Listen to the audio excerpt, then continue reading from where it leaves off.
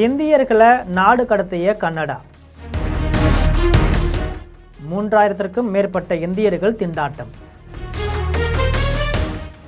வேடிக்கை பார்க்கும் மத்திய அரசு.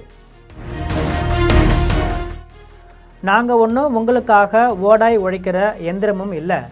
நீங்கள் மந்திரம் போட்டால் நாங்கள் உடனே வர்றதுக்கு சக்திமானும் அல்ல. போனால் போவதுதான்னு வேலை செஞ்சு கொடுத்தா துரத்தி விடுறீங்க. நாய் கூட நன்றி உள்ளதா? இந்த கன்னடாங்களுக்கு அதுவும் இல்லை. என்ன வளம் இல்லை இந்த திருநாட்டில், ஏன் கையை ஏந்த வேண்டும் அந்நிய நாட்டில் என்று பாடல் வரிகளுக்கு ஏற்ப நம் இந்தியர்கள் போனானுங்களா? அவனுங்களுக்கு இதுவும் வேணும், இன்னமும் வேணும். ஆமாங்க, நம் இந்தியர்களை கன்னடா வேலையிலிருந்து துரத்திவிட்ட கதையை நம் ஜெம் தொலைக்காட்சி மூலம் பார்க்கலாம்.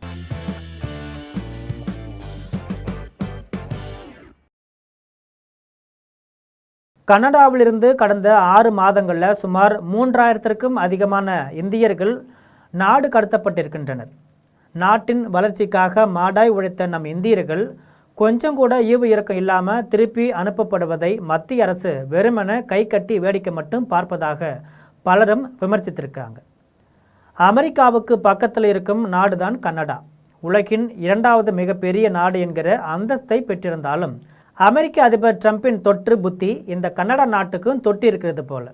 அதனால தான் அவர்களுக்காக ஓடாய் உழைத்த நம் இந்தியர்களை ஒரு வாட்டி வதைக்கிறார்கள். அந்நாட்டை வளர்ச்சி அடைய வைக்க வேலைக்கு ஆட்கள் ஒருத்தனும் கிடையாது. அங்கே மக்கள் தொகை ரொம்ப கம்மி. எனவே அந்நாட்டு அரசு வெளிநாட்டினரை தாராளமாக வரவேற்றது. அதனால தான் இந்தியாவிடம்தான் அதிக மக்கள் தொகை இருக்கிறதே, அதாவது சுமார் 147 கோடி, அதாவது 1.47 பில்லியன் மக்கள் தொகை. அதனால தான் இந்தியாவிடம் தான் அதிக மக்கள் தொகை இருக்கிறதே, அதாவது சுமார் 147 கோடி, அதாவது 1.47 பில்லியன் மக்கள் தொகை.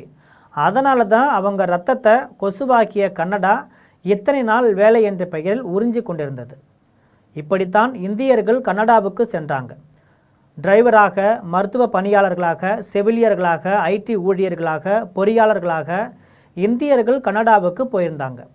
இவர்களை வைத்து எல்லா வேலையும் வாங்கிவிட்டு இப்போது மக்கள் தொகை அதிகமாக இருக்கிறது என்ற சொரக்காய் உப்பு பத்தலையா என்ற உப்பு சப்பு இல்லாத காரணத்தை சொல்லி இந்தியர்களை வெளியேற்றும் வேலையில் இறங்கி இருக்கிறது இந்த கனடா நாடு. கனடா பார்டர் சர்வீஸ் ஏஜென்சி வெளியிட்டிருக்கும் அறிக்கையில் இந்த ஆண்டு முதல் 6 மாதங்களில் மட்டும் கனடாவிலிருந்து 3323 இந்தியர்கள் நாடு கடத்தப்பட்டிருக்கின்றனர்.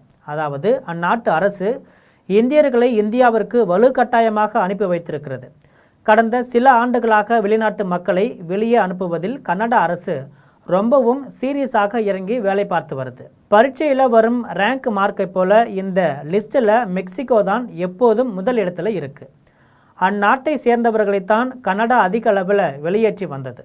இந்தியா தொழில் வளர்ச்சியில் முன்னேறிச்சோ இல்லையோ, தற்போது முதல் முறையாக இந்தியர்களை கனடா வெளியேறுவதில் முதல் இடத்தை பிடித்திருக்கின்றனர். கடந்த 6 மாதங்களில் கனடாவிலிருந்து வெளியேற்றப்படுபவர்கள் இந்தியர்களின் எண்ணிக்கை மட்டும் 88% ஆகும். அதே நிலைமை நீடித்தால் இந்தியர்கள் நாடு கடத்தப்படுவதில் புதிய உச்சம் தொடும் என்று அஞ்சப்படுது. இன்று உலகத்தையே ஆட்டி படைக்கிறானே அமெரிக்கன்.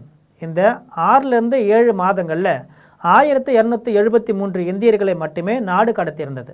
அதனுடன் ஒப்பிடும்போது கனடா 3 மடங்கு அதிகமாக இந்தியர்களை அனுப்பி வைத்திருக்கு. குடியேற்ற விதிகளை சரியாக பின்பற்றவில்லை. அகதி விண்ணப்பம் நிராகரிக்கப்பட்ட போதும் தொடர்ந்து கனடாவில் வசித்தது. விசா காலம் முடிந்தும் தங்கியிருப்பது, விசா மோசடி மற்றும் போலி ஆவணங்களை கொடுத்து ஏமாற்றுவது, குற்ற செயல்களில் ஈடுபடுவதுன்னு இப்படியான காரணங்களால் தான் இந்தியர்களை வெளியேற்றுகின்றோம்னு கனடா கூறியிருக்கு. இந்த லிஸ்ட்டில் இன்னும் 7669 இந்தியர்கள் காத்திருப்பு பட்டியலில் இருக்கிறாங்களாம். உண்மை என்னன்னா, ஒரு கல்யாணத்தை நடத்த 1000 பொய் சொல்லுவார்களே, அதே போல் இன்று இந்திய ஆட்களை வெளியேற்றுவதில் கனடாவில் உள்ள மக்களுக்கான அடிப்படை வசதிகளை செய்து கொடுப்பதில் அந்நாட்டு அரசு தோல்வியடைந்திருக்கிறது. இருப்பவர்களுக்கு வீடு கொடுக்க முடியலை, இலவச மருத்துவத்திற்கு நிறைய பணம் செலவாகிறது, இது போக அரசின் பணம் வெளிநாட்டிலிருந்து வந்தவர்களுக்கு செலவாகிறது என்று சொல்லித்தான் இந்த நாடு கடத்தும் வேலையை கனடா செய்திருக்கிறது. கனடாவில் இந்தியர்கள் ஒன்றும் சும்மா தங்கியிருக்கல, அந்நாட்டின் வளர்ச்சிக்கு பங்களித்திருக்கிறார்கள். ஆனால் கடைசியில் கரும்பு சக்கையை தூக்கி போடுவது போல இந்தியர்களை கனடா தூக்கி வீசியிருக்கு. இது பற்றிய மத்திய அரசு வாய் திறக்காமல் இருப்பது ஏன் என்று வெளிநாடு வாழ் இந்தியர்கள் கேள்வி எழுப்பியிருக்கிறாங்க. ஆக கதையை கேட்டுவிட்டு மத்திய அரசு மோடி மற்றும் அமித்ஷா வாய் திறப்பார்களா என்பதை பொறுத்திருந்து பார்க்கலாம். அவர்களுக்கு எதற்கெல்லாம் நேரம் இருக்க போகிறது? அவர்களே தொகுதி மறுவரையறை, நீட் தேர்வு ரத்து, நாடாளுமன்ற தேர்தல் பிஸியாக இருக்கிறாங்க. இதெல்லாம் அவர்கள் இந்த காதில் வாங்கி அந்த காதில் விட்டு விடுவார்கள் என்றார்கள் கவலையில் நம் இந்தியர்கள். இதுபோன்று நம் இந்தியர்களுக்கு ஒன்று என்றால் தமிழ் ரத்தம் சீரிட்டு கொந்தளிக்கும். குரல் அற்றவர்களின் குரலாக விளங்கும் நம் ஜெம் தொலைக்காட்சியுடன் எப்போதும் இணைப்பில் இருங்கள். நன்றி, வணக்கம்.